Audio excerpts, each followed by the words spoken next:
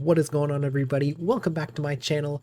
I'm Aurora, and today we're doing a little video about some underrated and overrated cards that have come out in Lorcana so far. It's not a full list, but I figured it was just a good jumping off point to kind of discuss some cards that the community thought were going to be amazing, turned out to be less amazing, or cards that were kind of missed in the set kind of analysis and turned out to be pretty good cards. So yeah, just kind of talking about that, and figured it was a good time to do so since we're kind of between set 5 and 6. We're seeing finishing up with set 5 meta and kind of seeing some spoilers for set 6. So, and we're also about 1 year into, or we passed the 1 year anniversary, so we're about 1 year into the game's lifespan. And so figured a good time to kind of reflect on how we've evaluated these cards, and maybe get some insight into maybe how we can better analyze cards in the future, so that we don't miss some things in set review. So yeah, before we get into that, if there's some new people here, just kind of wanted to introduce myself again. Like between Lorcana and kind of me changing up a little bit of my content might be seeing some different people, and so in any case, I'm Ruxora, so I do both Magic and Lorcana content here. I've been playing Lorcana since Chapter 1, since the game came out,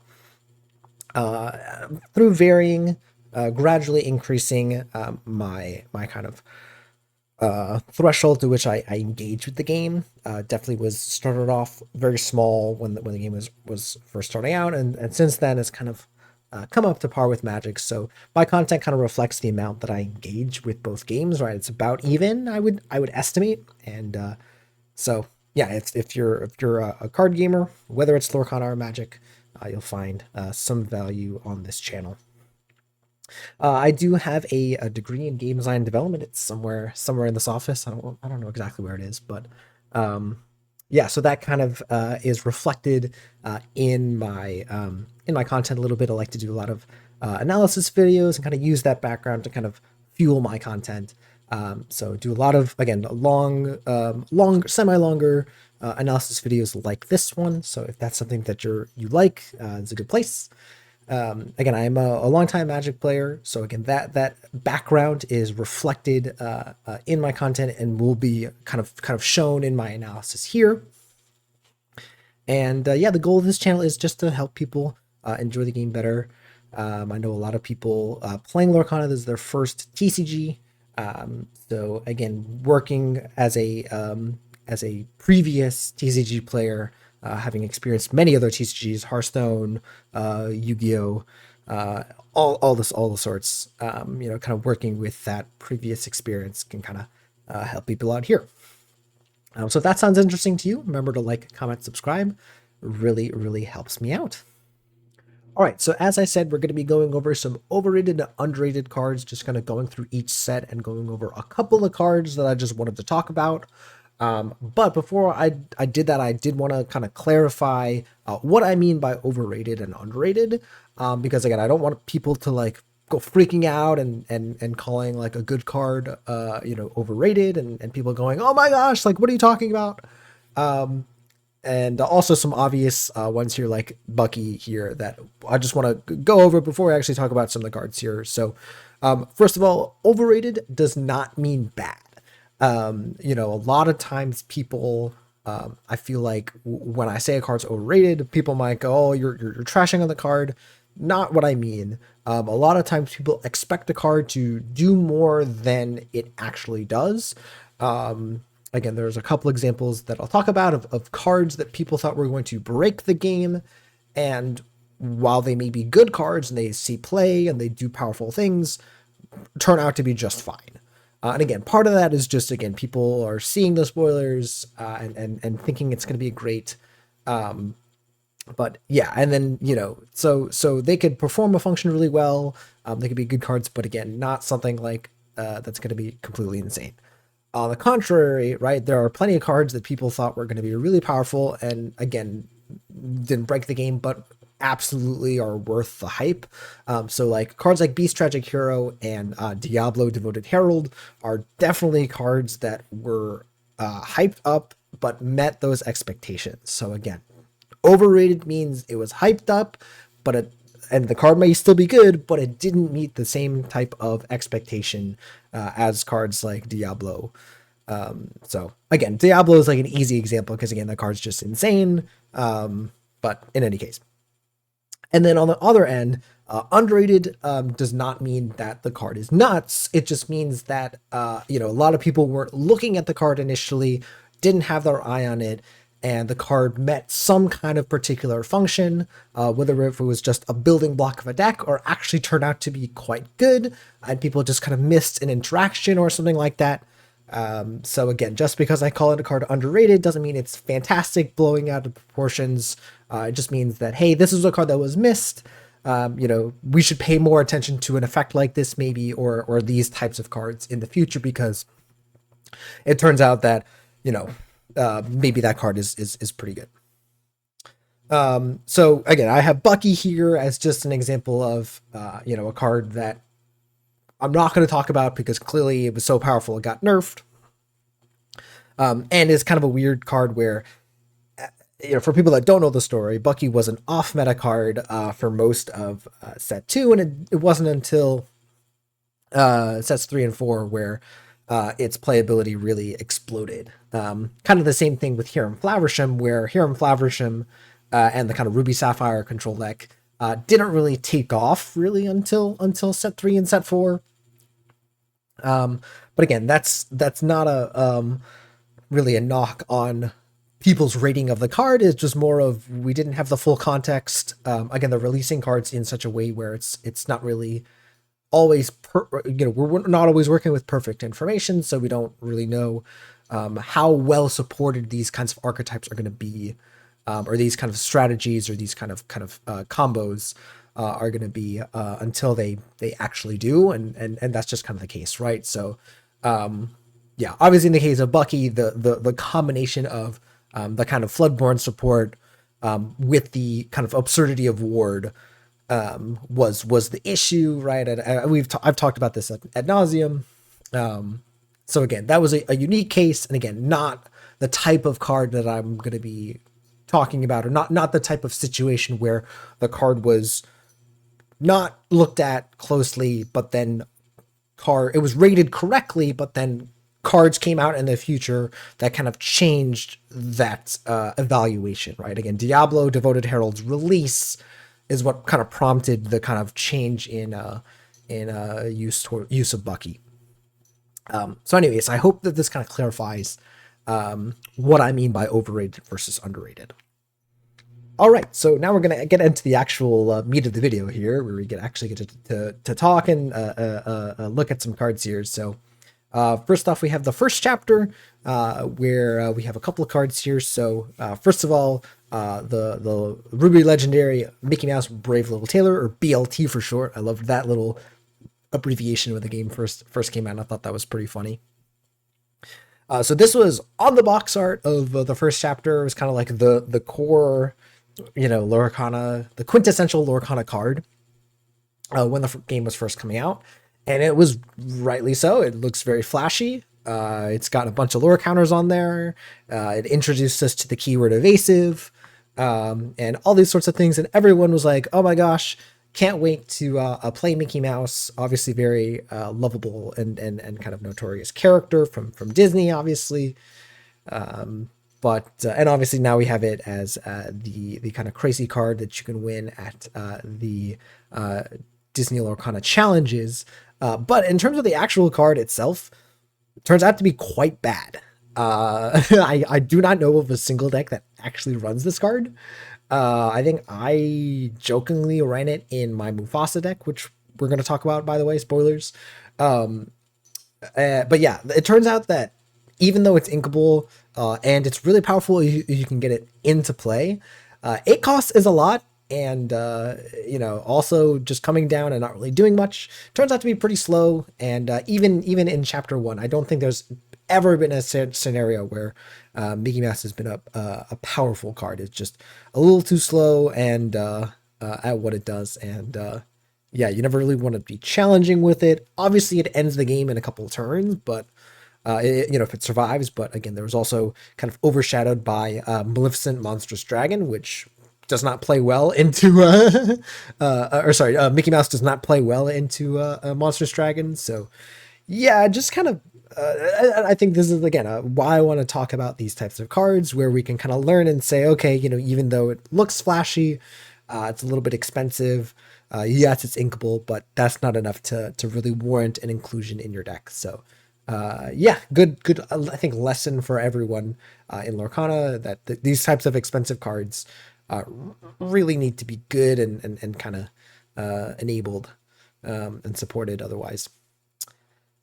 Speaking of playing expensive cards, this Amber Action here just in time was also quite a popular card that people were looking at, trying to figure out ways to break the card. Looking at all the powerful 5 cost characters that you could play with it. And again, a lot of people were like, "Oh, there's definitely going to be some character that we're going to break with this. There's definitely going to be the case." And unfortunately, this card just never really panned out and has seen, like, I would say, top tier level play. There's been one deck that comes to mind, the Ruby Amber, was it Jim Hawkins deck, the kind of location deck that we saw, I think in set 4, in the set 4 meta, that kind of used just in time to play out Jim Hawkins early. Jim Hawkins played a location, and that was very powerful when it worked. But again, the issue with just in time is the inconsistency, right? That you, in order to make this card work, you need it and a 5 cost character. And yeah, if you didn't have exactly that, this card was pretty bad, uninkable, really not a good top deck in the late game. So yeah, just so much of this card just kind of doesn't lend itself well. And again, we've seen quite a few powerful 5 cost characters that have come out and hasn't really changed the evaluation of this card. Could that change in the future? Like, could people point to this later and say, you called this card terrible, now it's amazing? Like, maybe, but I right now, this card's pretty bad, and it was definitely, again, overhyped. The one underhyped card here that I'm really excited to talk about, Stitch Carefree Surfer, again, was fairly cheap early on in Lorcana's time. Did not get into, again, the Mufasa Betrayed Leader deck that came out that ran a full 4 copies of this card, started seeing a lot of play, and people just realizing, like, hey, like, this card's pretty good. It's a pretty decent rate. It's inkable. It's a 4/8, right? The 8 willpower on this card is really, really large. It's really difficult for a lot of decks to deal with. And if you ever just get to play this and draw 2 cards off of it, you feel really good. So again, just I don't know why people were looking at this card super highly. Again, just maybe not realizing how easy that kind of having 2 characters in play is. So yeah, definitely underrated, and I think now it's properly rated. I think it's I actually don't know what this card is going for right now, but it's seeing the correct amount of play, right? It's seeing play in Mufasa, and I don't know if it's really seeing play anywhere else. I know it's a little bit of play in some Steel Song. I guess, like, there's a variety of Mufasa decks that are playing it, so it's seeing play in those decks, and that's fine. Again, maybe there's another deck that tries to play it. There's the alien kind of sub theme in set 6, so maybe that tag becomes pretty relevant. Might be pretty nice. But definitely, again, a card that I think is properly rated now. So yeah. All right, on to Rise of the Floodborn here. And these ones I think are pretty cool, actually. So first of all, I'm going to talk about Pinocchio Talkative Puppet. Now, I believe this card was not relevant until set 3, actually. But that just became because of the MIM package.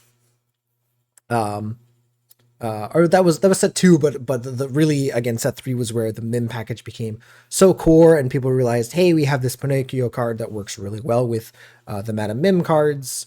And yeah, I thought that was a cool kind of iteration. So really powerful with any good 1-drop character. So you go 1-drop into this, and you kind of gain board control, and then you can rebuy this effect with your Madame Mim cards.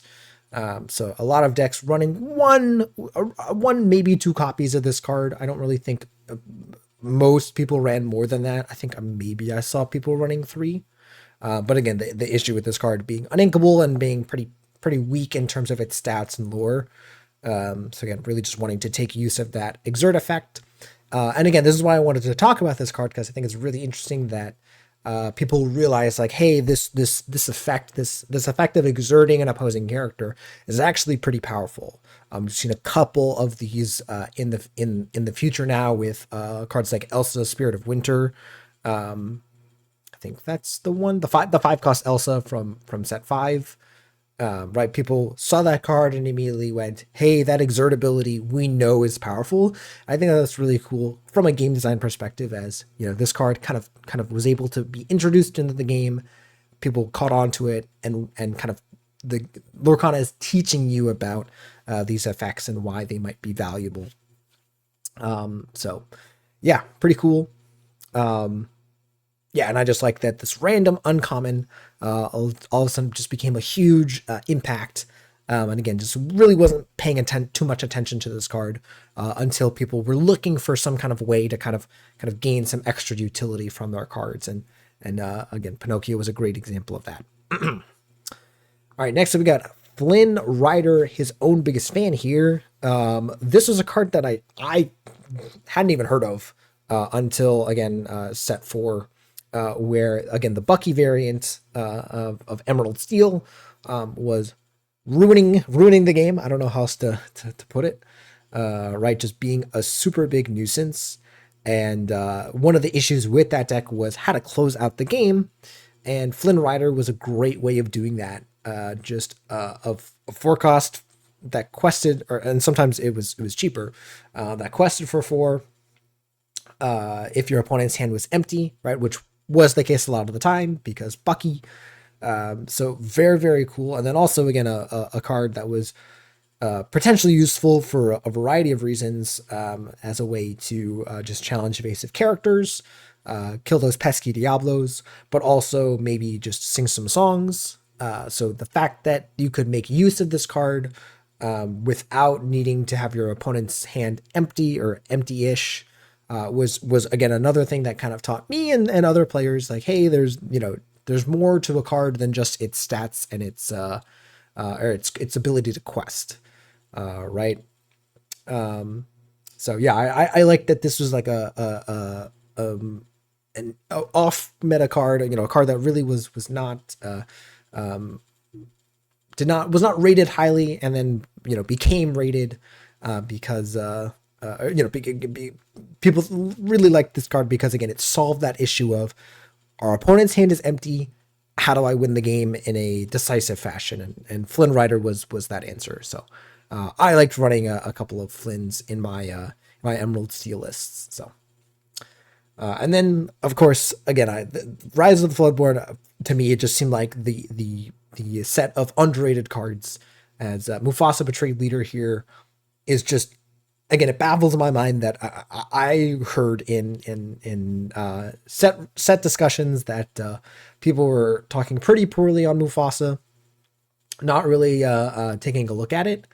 Meanwhile, when I had the idea, saw the potential of, hey, you play this, they banish it, and then you get a really expensive character like Stitch Carefree Surfer, or even, hey, something like a Mufasa monster, Maleficent Monstrous Dragon.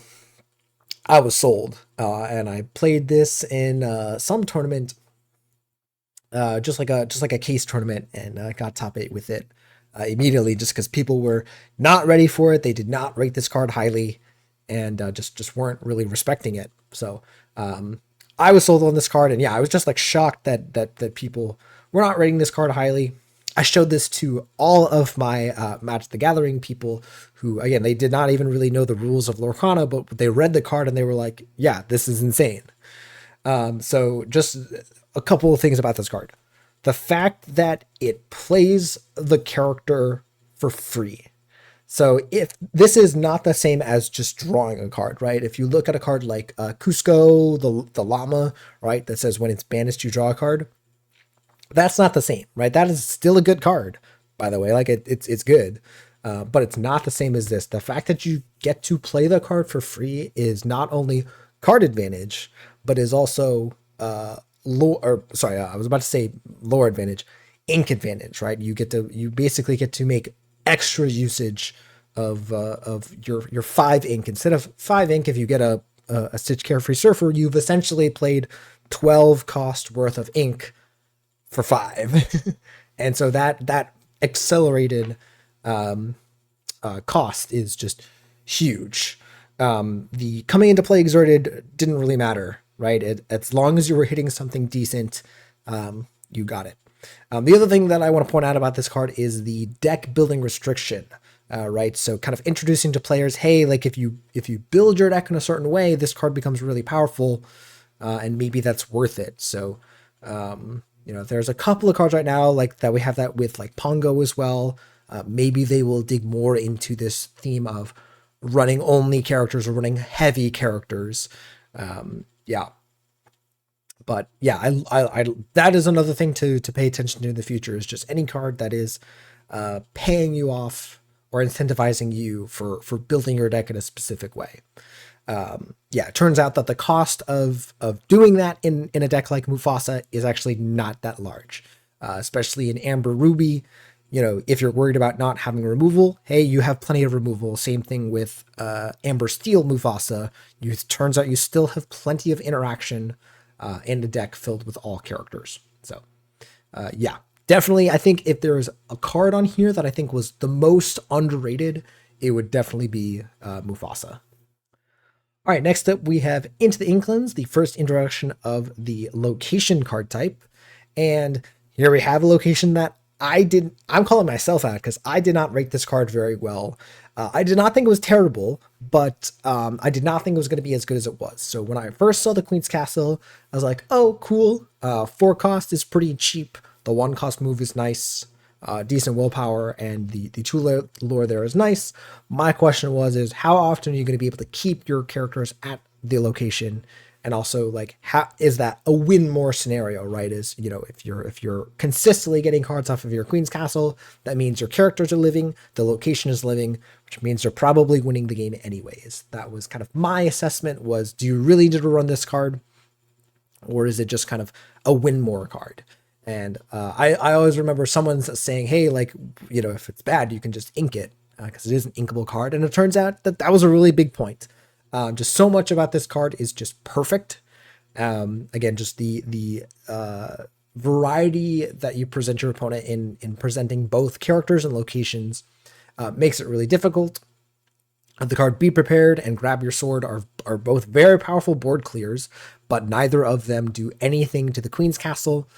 So it turns out that just, again, divvying up the types of cards that you're putting out onto the board is really good. And then it turns out also that, while, maybe you don't draw so many cards off of the Queen's Castle, just putting a character there provides a real problem for your opponent. And if you ever start to get 1 or 2 cards off of the Queen's Castle, it just snowballs.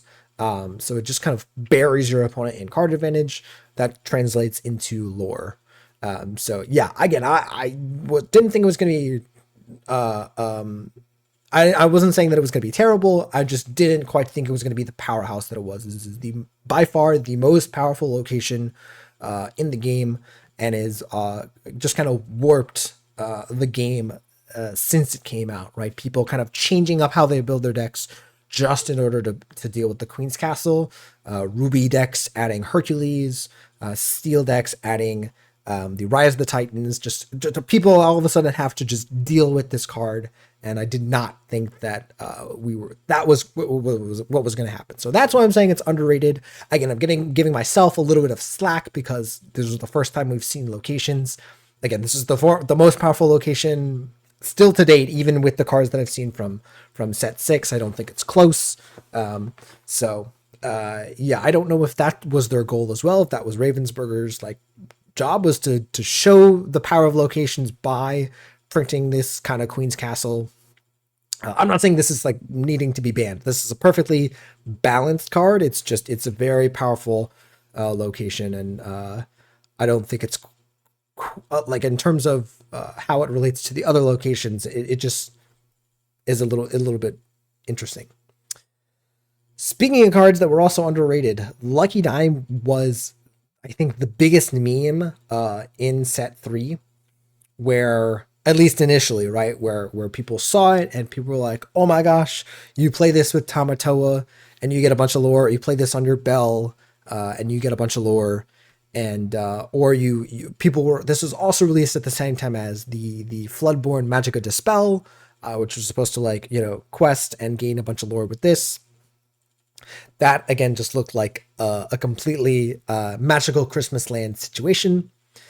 But it turns out that Lucky Dime was pretty reasonable. That kind of situation with Tamatoa is actually perfectly feasible. And Lucky Dime has I think become one of the most powerful win conditions in the game. Again, not good at contesting the board, obviously, in any shape or form. But again, if your goal is to win the game as fast as possible, Lucky Dime does that really well. Again, Tamatoa, we have now Aerial Treasure Collector as well, and some other cards that just, if you can land them with Lucky Dime, or Lucky Dime and vice versa, is really good. Also, we'll mention, again, we're not talking about the goat or Merlin goat here, but wanted to mention also that Lucky Dime has also shown that immediate lore is very powerful. Just getting to play something and immediately gain lore off of it is a powerful capability, just because there's no instant speed interaction. There's no way to interact during your opponent's turn and kind of prevent them from playing something. They can play a character and they can pass, and then you can kill it. If you have a character on board and Lucky Dime, your opponent can't stop you from gaining the lore off of it. So there's been a lot of games that we've seen where, again, the opponent has plenty of ways of interacting in hand, but just can't stop the Lucky Dime from the opponent letting the opponent play a character, activate Lucky Dime immediately, getting the lore as if the character had quested. That's just not something that decks can deal with right now, aside with removing the Lucky Dime. So yeah, again, underrated in the sense that I thought this card was a meme. I thought it was going to be nothing, and for a while it was. It was pretty cheap in its price point. Nowadays, Lucky Dime, I think, is one of the most expensive cards in Into the Inklings. So yeah. On the opposite end of the spectrum, this is one of my picks for, I think there's 2 cards in here that I would say were the most overrated that just have not turned out. So Morph here, when it was shown, people saw the mimicry ability to count as any character while shifting. People just flipped out. They were like, "Oh my gosh, you can use this." People, were excited to use this with Beast Tragic Hero. You can turn 2 Morph, turn 3 Shift, Beast Tragic Hero, and you have an expensive character. People were talking about using Morph in a deck with a ton of Floodborn characters. You have something like Morph plus like 20 Floodborn characters, and that's how you plan to, kind of cheat their costs and kind of shift them on top of Morph. And that's what the expectation was. And this is what I mean by, again, it is based off of the expectations, and Morph has not met the expectations. That being said, again, the card is good. The card does see play. It recently, was in a deck that just won a DLC.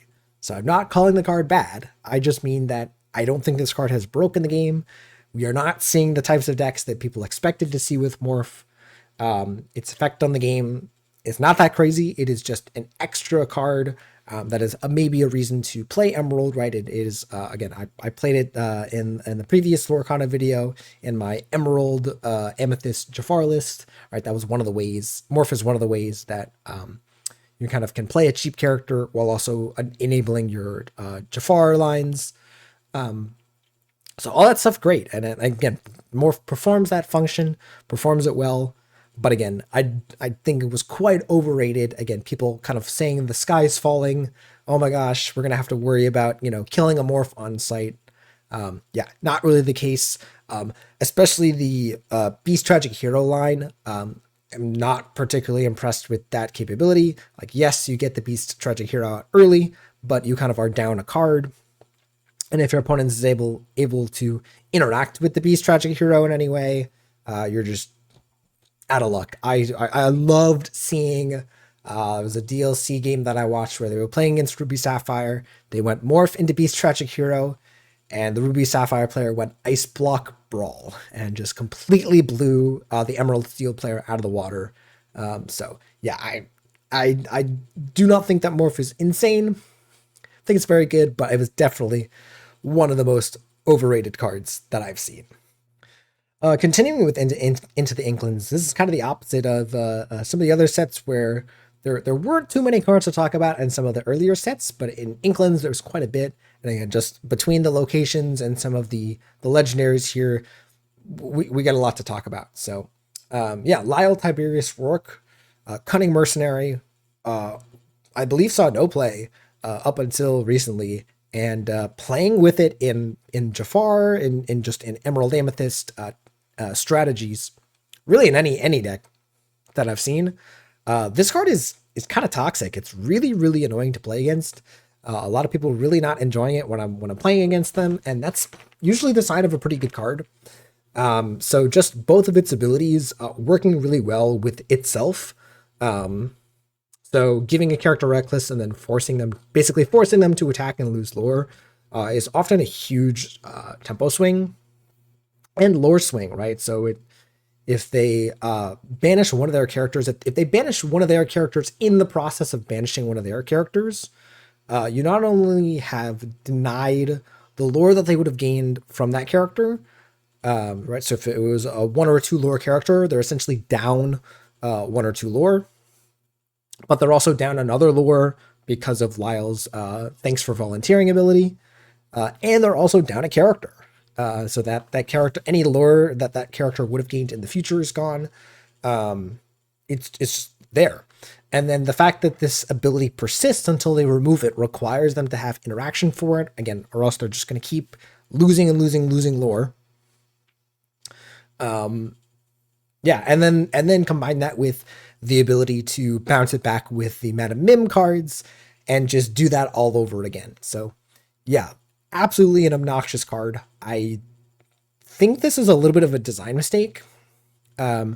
I think one of the ways that I would have fixed the card would have been to have it only be when a character is banished during their turn, kind of like Diablo and some of the other cards that we've seen, because that would make this card a little bit more approachable. Its impact when it comes down immediately is pretty annoying for an aggro deck, but it also has some play against control decks, because if they play a card like Be Prepared, even though Lyle gets killed in the process, it'll still see the other characters that get banished alongside of it, and the thanks for volunteering effect will still happen. So really versatile card, again, good against both aggro and control. So yeah, just again a slam dunk, and again pretty annoying card. So yeah, the ability to kind of repeatedly make your opponent lose lore is another effect that hasn't quite taken off in some of the other cards. You know, there are cards like Aladdin and the new Jasmine card that we're seeing in set 6 that have your opponent lose lore. Those cards really haven't done too much, but this effect from Emerald on this Lyle, this persistent effect, is quite annoying. Now we're going on to some of the overrated legendaries. I'm noticing that there's a kind of this theme of legendaries tend to be overrated, and maybe that's just because they have more of a splashy effect that we kind of is difficult to evaluate. But yeah. So Milo Thatch here, King of Atlantis, looks really impressive when you see it. Right? So 7 cost uninkable, 4/4/3, shift 4. But when it's banished, you return all opposing characters to their player's hands. That certainly sounds really good. And again, the surprise factor of, you have a Milo and you shift it, and then you immediately challenge into something, banish it, and you get the surprise off. That sounds pretty good. The issue is that it's a 7 cost uninkable, and the Milo cards that you could have run were not really popular. Obviously, you could play this with Morph still, but yeah, this card really never took off. I don't really know why. Again, that banish effect, maybe the big thing is that it can be bounced, it can be kind of dealt with without needing to banish it, or in some cases, using it and your opponent taking advantage of this bounce effect, right? Maybe they quest with their characters first, banish it, they bounce all their stuff, and then they get to kind of keep those characters safe for a turn. Maybe this kind of mass bounce effect is not the kind of insane effect that we think it is. So yeah, really interesting. Again, a lot of people hyping up this card. And again, it's not that it's a bad card. It's just no one has used this card to high effect. Not a competitive level card. Not really seeing play in a bunch of decks. It's just not really clear why you should play this card over other strategies. So, yeah. But speaking of strategies, we got Jafar Striking Illusionist here. Probably one of my favorite cards in the game. And so should say when I say it's overrated, I'm not saying it's bad. It's a good card. I like it. I literally just did a video with it the other week. But overrated in the sense that when it was shown, again, people saying the sky is falling. Oh my gosh, this is going to be the best card in the game.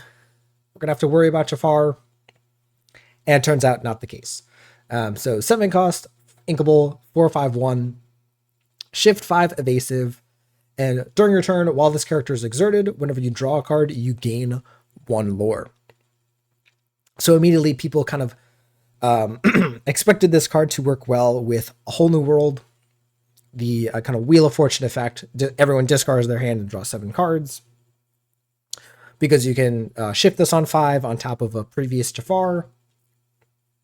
Immediately use it to sing A Whole New World, and its Power Beyond Measure ability will see, hey, I am exerted since the cost was paid to sing the song, and then you draw 7 cards and gain 7 lore. So very powerful effect. Definitely powerful if you can get that off. The issue is that that's not that good. The burst of 7 lore is nice, but then you have just given your opponent 7 new cards. And you have also, not really done much to impact the board with your Jafar, and then you kind of have to win the game in a short manner, or else your opponent's gonna kind of get back into the game. So yeah, the Jafar Striking Illusionist combo decks have not been a main staple of the Lorcana meta. So that's just what I mean by overrated. Again, not saying it's a bad deck. It's kind of like a tier 3 deck at this point. Again, my Emerald Amethyst Jafar was able to do really well at a set champs recently. But yeah, not like Jafar is breaking the game. So yeah, I definitely do not think it was worth freaking out about. But again, it is a fun card. Probably one of my favorite cards of the game. I love that it's a deck, right? Again, I love drawing cards. That's my favorite game action. But yeah, I mean, maybe this card will be even better in the future if they keep supporting this kind of archetype. And yeah, there is definitely a chance, since Jafar is kind of the main villain of set 6 now. Yeah. All right, next up we have Ursula's Return. A couple of cards here that I think were again little bit not rated properly. So Gaston, Despicable Leader. So I guess we didn't take a look at it in this video, but Doc was a 7 Dwarves Leader, I think it's the name of the card. When it quests, it reduces the cost of the next character. We also seen effects like Lantern. And Gaston here is kind of that effect, but doubled, right? It's a 3 cost, 2/4/1, uninkable, but you can exert it to pay 2 less for the next character you play this turn. So quite a powerful discount. So it by itself just enables you to play Mufasa on turn 4. Can also play the powerful 6 drops on turn 4 as well, if you have another inkable. So you can start playing your Lady in Chairs, your Medusas, and your Tremaines ahead of schedule. And yeah, as I'm hoping that people know by this point that any type of acceleration, any way to kind of cheat on the sequence in which cards come out, right? If you can play a 5 or 6 cost card a turn earlier, that's pretty good. So I was super hype on this card initially. I picked up these cards, I think, in Atlanta the weekend that these cards came out, and definitely knew like, hey, like this card's gonna be good. So far, again, it's really only seen play in the Mufasa deck. Again, primarily because that deck plays a lot of characters. You kind of need this to kind of be good. The uninkable aspect is a cost. That is certainly the case, but yeah, I definitely love this card, and would be hyped to kind of see what else you can do with this card in the future. Goofy's Super Goof is, I think, my favorite card from set 4. I'm trying to think of like other cards that I liked more, and I cannot. Super Goof was like the enchanted that I wish I pulled. I did not. But yeah, 4 cost inkable, 2/4/1 rush, and when it challenges another character, you gain 2 lore. Never underestimate the power of a goof. Never do it.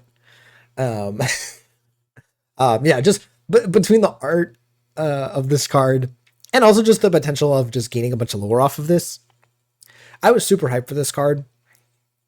I thought every single Ruby deck was going to run this. Ruby Amethyst was going to love this. Any other, like Mufasa, was going to love this card. And it turns out not really that good, which is unfortunate. I wouldn't say not that good. It's just more of the card has not found a deck to kind of belong in. Doesn't quite fit in Ruby Amethyst.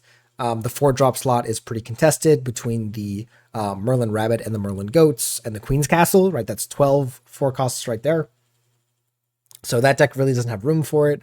And then Mufasa, it's fine in, but again, the 4 cost is a weird number in that deck where they're really only playing like Rapunzel's in that slot. So yeah, the Super Goof just really hasn't found a place where it belongs. It's not that it's a bad card; it's that it's really only good if you're killing something, gaining 2 lore, and you're happy with that. Because otherwise, it doesn't really do that well. It doesn't get rid of locations very well, and it doesn't want to because it only gets the lore if it challenges another character. It's just a couple of things about this card that just make it way more underwhelming than you'd think. So yeah, also if you draw it late in the game, you get the lore, but you might not be killing something. You might not be banishing a character with it. And if you're not doing that, just 4 for that 2 lore immediately is nice, but it's not always going to get you across the finish line. So super shame. I do hope that this card sees a little bit more play in the future, but yeah, I was super high on this card and it definitely has not met my expectations. All right, and then here's my vote for the most overrated card in the entire game. Yeah, I'm gonna make that claim. That might be like a hot take, but I actually don't, in my opinion, not a hot take. Hidden Inkcaster. So 2 cost uninkable. When you play this item, draw a card, and then all cards in your hand count as having the inkable symbol, meaning you can ink uninkable cards as long as it's on the field. Again, we're noticing a trend here. When people saw this card, people said the sky was falling. Oh my gosh, the sky is falling. We're going to put 4 copies of this card in our deck, and then we're going to be able to run a bunch of uninkables. We're going to completely change how we construct our decks, Emerald decks, because of Hidden Inkcaster. That was what I was hearing. Everyone was like, oh my gosh, this is insane. And I think I was telling people, and people were fighting me. I was like, hey guys, like, I really don't think this card is that good. And they were like, no, it's great. This card's so bad. Like, like, this is what I mean. It's like the dichotomy, Jafar, Morph, some of those cards, I can kind of understand, like, hey, like, they do look kind of good, and they turn out to be good, but not amazing. This card is so bad. And I cannot believe that people were so high on this card. Absolute garbage card. Even like the ink or the Hiram Emerald Sapphire deck, the kind of cow Clarabelle deck in set 5, did not run this card. This card is just so bad. Way too expensive. The fact that it doesn't affect the board, it's an inkable. You really, even if you could land this card, you don't really want to play that many on inkables, because if your opponent removes this or you don't draw it, all these sorts of things can go wrong if you construct your deck around Hidden Inkcaster. So yeah, just a terrible card, and again, it's my vote for the most overrated card in the entire game. Because yeah, I will always remember this. I am judging you. If you thought this card was gonna be amazing, I am judging you very hard right now.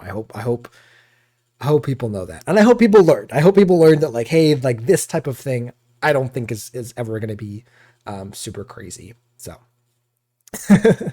I'm trying not to crap too hard on the people and more on the card itself. But yeah, this card, it was just the silliest thing. So yeah, I can't get past that.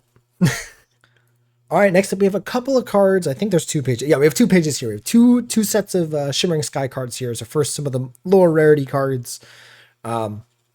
Couple of interesting ones. So the Chromicons were, first of all, I love the idea of a cycle of cards. So the Chromicons, there was one in every color, and people kind of properly rating most of them. But this Emerald Chromicon slipped through the cracks, in my opinion. Again, I did not have my eye on this card. I saw it in a couple of lists and I was confused. I tried it out in a game, played with it in that one game, and was like, oh my gosh, this is insane. So a couple of notes. First of all, even though it only works during the opponent's turn, it has a variety of uses. So first of all, they challenge one of your characters and they have another character that's ready to challenge one of your other characters. You can bounce your own character, right? It says a chosen character to their player's hand. So you can bounce your own guys. That can trigger your Merlin effects.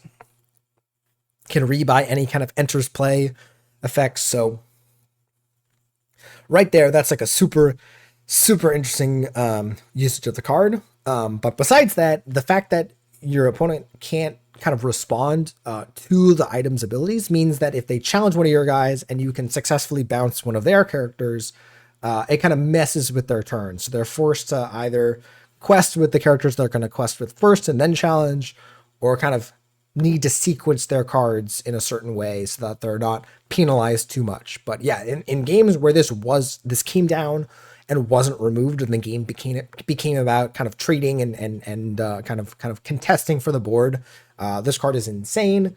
It's kind of a main staple in Emerald Amethyst tempo, because again, it comes down and it kind of does a really good job of maintaining that tempo advantage and just being a nuisance. So yeah, really interesting. They definitely knew what they were doing with this card. The during opponent's turns needs to be on this card, because if it wasn't, this card would be insane. So yeah, very interesting that this card, again, looks a little bit unassuming, but when you start playing with it, it's pretty great.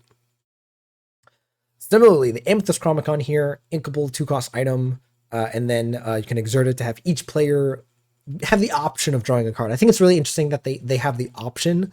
Again, not forcing the draw on people outside of things like Whole New World. Why that's the case, I don't know. But yeah, as a Magic player, I know, hey, symmetrical effects, like things that are equally beneficial to both players, turns out they're not always symmetrical. So if you can find some way to kind of break the advantage or break the symmetry on these types of cards, they can be very, very powerful. So the way to kind of break Amethyst Chromicon, or at least the way that we're trying to do so in the current state of the game, is just by having cheap cards and playing out those cards when our hand is empty, and then refilling with Chromicon, redeploying them, and hopefully the flow of cards, the kind of amount that we're putting onto the board, is more than our opponent is able to deal with, even with getting an extra card themselves. So this is one of the ways that the Amber Amethyst Hyper Aggro deck kind of closes out the game. They kind of dump their hand, they play a lot of cheap characters, get high on lore, and then start playing the Chromicon to kind of be able to accumulate enough cards to play 2 cards a turn, and presumably our opponent is only able to play a card a turn, or one or two cards that aren't as impactful or aren't going to close the game or close the gap as much as their cards. So very, very cool card. Again, not a lot of people paying super close attention to this card. Again, most people tend to look at the rares and the legendaries and the more flashy cards. But yeah, a lot of people, a lot of high level players like Zan, recognizing that this is one of the most powerful cards in the set. Is that the case? I don't know if I'd say that, but it's definitely a very good card, and I'm interested to see what other ways we can use the Amethyst Chromacon. Now to one of the overrated cards. So Prince John's Mirror. This a feeling of power. So 3-cost inkable. It says at the end of each player's turn, if they have more than three cards in their hand, they discard until they have 3 cards in their hand. So kind of basically telling each opponent, hey, you got to end your turn with 3 or less cards, otherwise you're going down to 3 cards. So this again was shown right after the Bucky errata, and so a lot of people were very wary, understandably, about any effect that caused your opponent to discard cards. So people saw this and were again freaking out, very, very nervous about this card's effect on the game. But it turns out this card's really bad. Nowadays, seeing no play, like absolutely no play. It's really, really bad to play this card. First of all, does nothing to the opponent until the end of their next turn. Right, so you play it, it doesn't affect the board, doesn't do anything positively for you. You have to wait until your opponent takes their turn and goes to end their turn. But then the other part is that 3 cards is a lot, especially when again you're not discarding the cards until your turn. And again, that still allows them to play with a decent amount of cards. So yeah, there were some times where, again, in my Jafar deck or in some other cases where I was drawing a lot of cards, my opponent played this and it put a little thorn in my game, but in the general game plan or the general scheme of things, this is not something that I would base your game plan off of. So, all right, and then our last couple of cards here, we're looking at the legendaries from Shimmering Skies. So first up, we have Clarabelle Light on Her Hooves. So again, this one's a little bit of a reach because people realized it fairly quickly. But yeah, so this card wasn't super high on people's radar in the beginning of set 5, and then again, people figured it out. But 7-cost inkable, 5/6/2, and shift 5, and then at the end of your turn, if the opponent has more cards in their hand than you draw cards until you have the same number. So again, if you are able to empty out your hand, you basically always go back up to how many cards are in your opponent's hand. If your opponent is drawing a lot of cards, you're going to be able to kind of even out the odds. So against your Sapphire opponents or your Amethyst opponents, this is often a pretty powerful card. Yeah. So people kind of realize like, oh, wait a second. This is really good if you can just dump your hand. And by the way, this is a repeatable effect. It says at the end of your turn, it's each turn. I played this against people and they often think that it's just the turn that it comes into play. Not the case. So very, very powerful. Your opponent has to be wary of drawing cards. And it was so good that it kind of spawned its own archetype as Emerald Sapphire, where you kind of bounce your opponent's cards or you force them to draw, and then Clarabelle draws you more cards. You're kind of working with cards like You're Welcome or the Muses and cards like that. So very interesting that how powerful this card kind of became in people's eyes. Again, it's not amazing, but there's definitely a lot of people that are very high in this card right now, me being one of them. I love this card. It's so much fun. So yeah, again, this one I'm giving some people some slack. It wasn't super underrated. It's just that people kind of missed it initially, and then they went, hey, that's pretty good. So yeah, again, definitely should pay attention to cards that have that kind of continuous effect. So yeah, anytime there's anything like that, and anytime there's a way to kind of even out the odds, right? So we also have previously had some cards like Hey Hey and Emerald that like give you some extra ink and kind of help you catch up. Those cards have seen some play as well. So again, any kind of catch up mechanic, right? So this kind of catches you up if your opponent has a lot of cards in hand and you don't. That tends to be a pretty powerful effect. On the other side, we've got Merlin, Intellectual Visionary. So this was one of the cards that I saw in set 5 and was not happy about seeing, and I'll explain why. So 6 cost, uninkable, 3/7/2, shift 5, and when you play this character, if you use shift to play him, you may search your deck for any card, put that card into your hand, and then shuffle. So that text right there is why I don't like this card. I was not excited about introducing search mechanics into the game. We had one in the previous set with the Alma Madrigal. I gave that a little bit of slack since it was specifically for Madrigal cards, but I am not excited about introducing the ability to search in Lorcana. I think if I were designing the game, I would be leaning away from that. That often leads to homogenous gameplay where you're playing the same cards over and over. And yeah, that's just where I am nervous about. Again, right now there is no kind of combo, there's no assembling of cards that immediately win you the game. But if that were the case, Merlin would definitely be involved in that. So again, I was nervous about this card. People were really excited for this card because it was very flashy and interesting new effect. But it turns out this is really bad. It's uninkable, and again, in order to get this overdeveloped brain ability off, you actually had to shift it, and so that cost is pretty steep. You actually have to have a card on board that you're ready to shift on top of.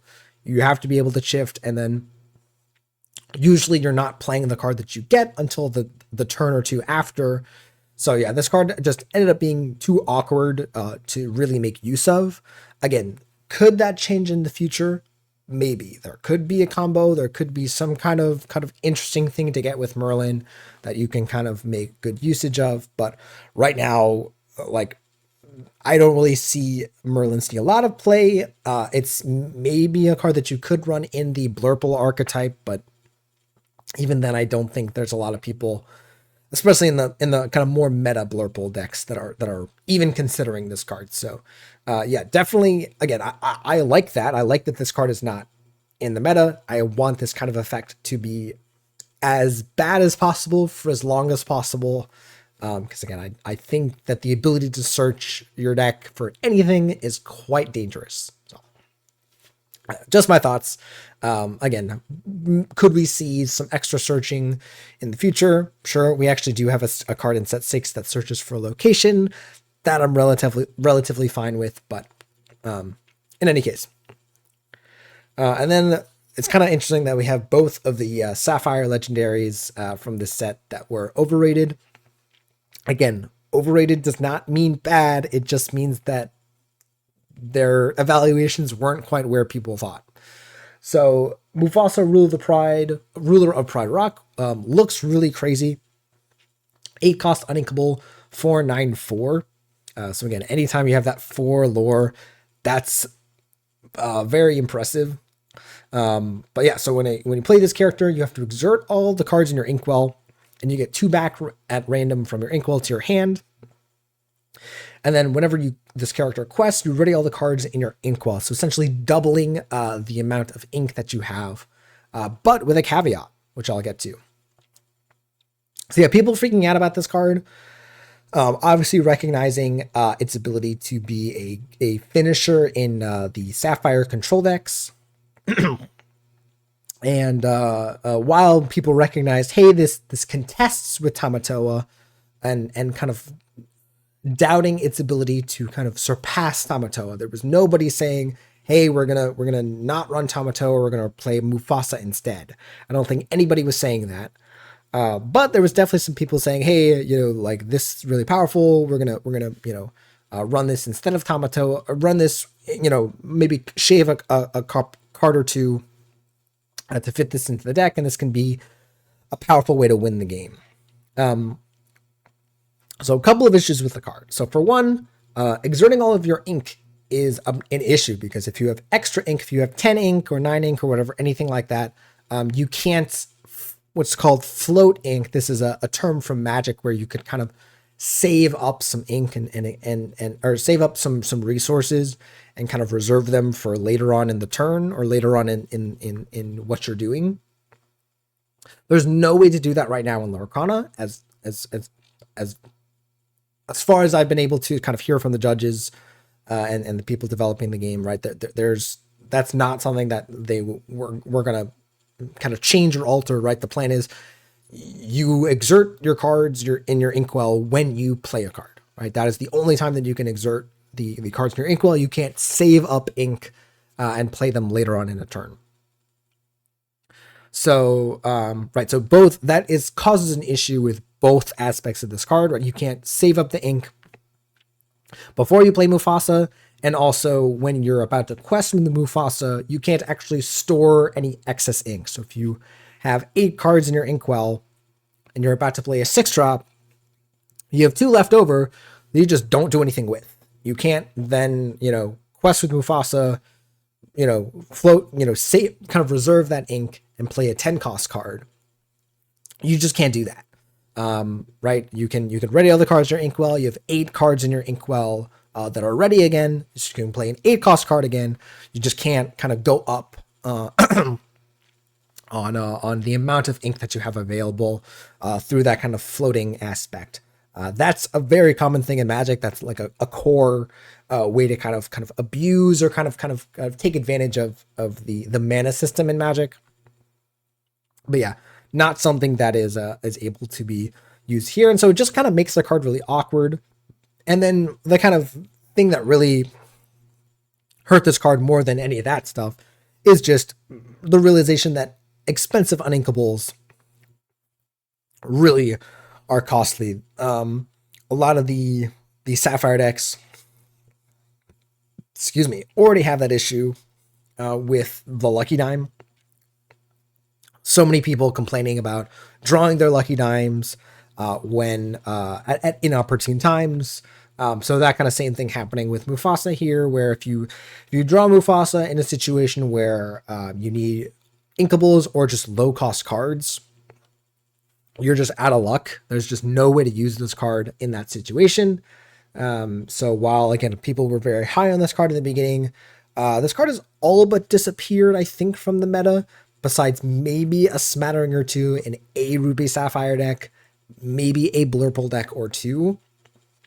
And by that, I mean like maybe one. This is not run in multiples. It is a spicy card if you want to be creative. It is not really viewed as a meta card right now, or a powerful card in the meta. Not really high on people's radars. Not that it couldn't be, not that it is a terrible card. It is more of just that, again, it was rated up here really, really high, and it ended up being more like here as okay.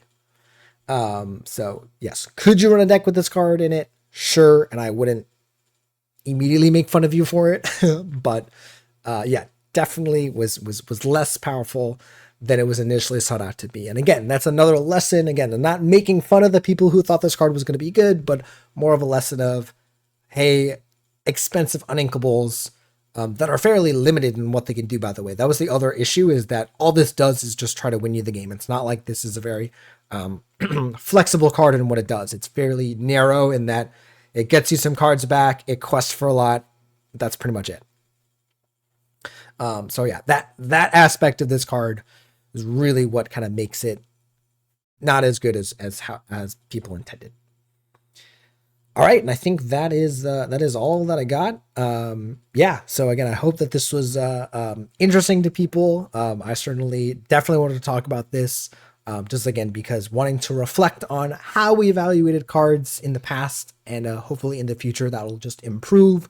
The more that we kind of see these cards, I feel like the more we're able to kind of accurately gauge, like, okay, this we know is going to be good. So when we saw Diablo, we had no doubt. Again, that was a little bit of a crazy exception, but we kind of knew, hey, we know this is going to be good.